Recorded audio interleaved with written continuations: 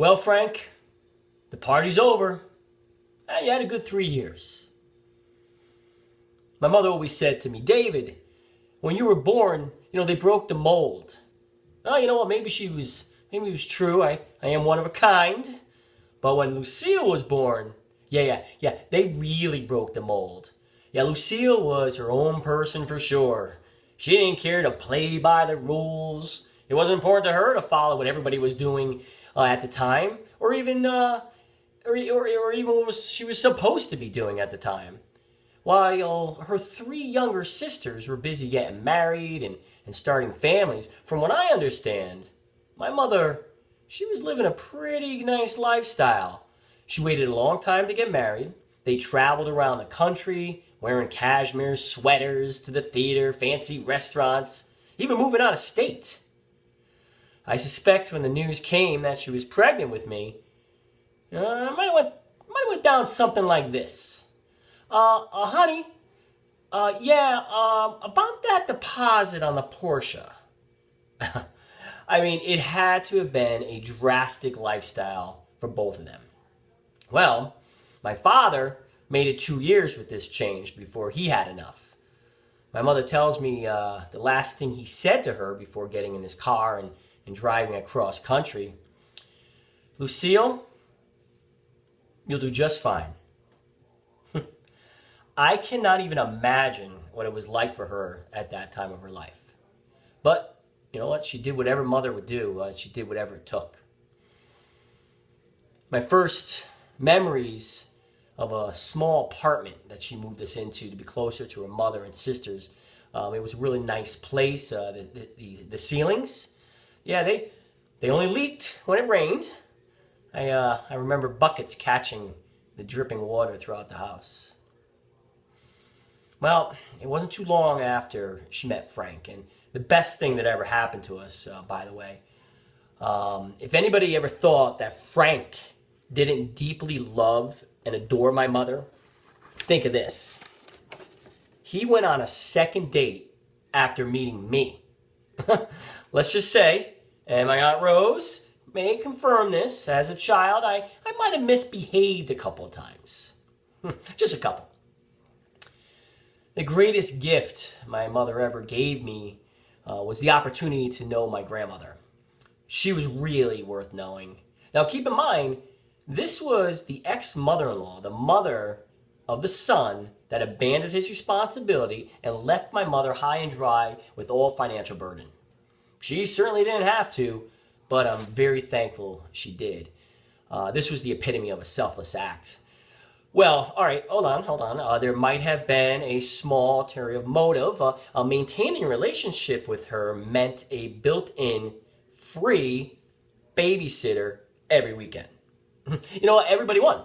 Frank and Lucille had a night out. My grandmother got to spoil me, and believe me, she spoiled me. And I have great memories. My mother truly did care for her right to the very end, holding her hand when she took her last breath. My Nana was awesome, and thank you for that, Mom. You know, my mother would volunteer to chaperone my Boy Scouts events, driving 3 or 4 12-year-olds to Maine for a weekend camping trip every year in the winter. Yeah, that had to suck. All the neighborhood kids loved her. She went to every one of my baseball, basketball, and yes, Kelly, football games. See, Kelly doesn't believe that I played basketball, or especially football, but I did. However, I was horrible at every single one of them. See, when you play Little League, all you have to do is show up. They have to put you on a team. But they don't have to put you in the game. So my mother spent many games cheering the other mother's kids while I warmed the bench for them. But still, you know what? She came to every one of them, knowing that there was a good chance I wasn't going to be put in the game. All right, so all of us here in this room knew my mother well enough to understand her Lucilleisms, okay? So, to an outsider, some of the things my mother may or may not would say could be taken the wrong way, right? I'm going to share 3 gems with you today, all right? These are my 3 favorites. All right, so we're going to start with this one. My mother called me up and said, hey, listen, I'm very excited that you and Kelly are coming down here to Florida. I'm going to go grocery shopping. What do you guys have for breakfast? I'm like, Mom, I don't know. Cereal's fine. What about grapefruit? You know what? Kelly eats grapefruit every morning. What about picking up some grapefruit? That'd be really nice. So we get there the next morning. I wake up. I'm looking around the kitchen and looking for the grapefruit. And I don't know. I don't see any grapefruit. I'm like, Mom, where's the grapefruit? Mom, what? Where's the grapefruit? Oh, they didn't have any. I'm sorry, Mom. Florida didn't have any grapefruit? Really? I don't know, because the bag of grapefruit home in Connecticut says from Florida right on it. So she opens the refrigerator up and pulls out a bucket-sized fruit cocktail that may or may not have grapefruit in it. That's my mother. This is a great one. We went to this great restaurant right on the water, really enjoying myself. Time for dessert. My mother leans over and says, David, don't order dessert. What do you mean don't order dessert? The key lime pie looks fantastic. I really want to order dessert. Why can't I order dessert? Oh, no, we're going to McDonald's for dollar sundaes. What? Wait, what? So sure enough, we're standing in line at McDonald's for dollar sundae. Kelly leans over to me and says, Dave, I don't know what to do. I don't want a sundae. I'm like, Kelly, you got to order a sundae. You can't be disrespectful. You got to get a sundae. Well, she sees the eggnog milkshake machine. Great, right? That time of year. So like, all right, that's great. Get the eggnog milkshake. We're covered. Turns out that the milkshake machine is broken. So my mother hears of this news, walks over to Kelly, holds her hand, looks at her in the eye, and says, well, maybe that's God's way of saying you don't need a milkshake.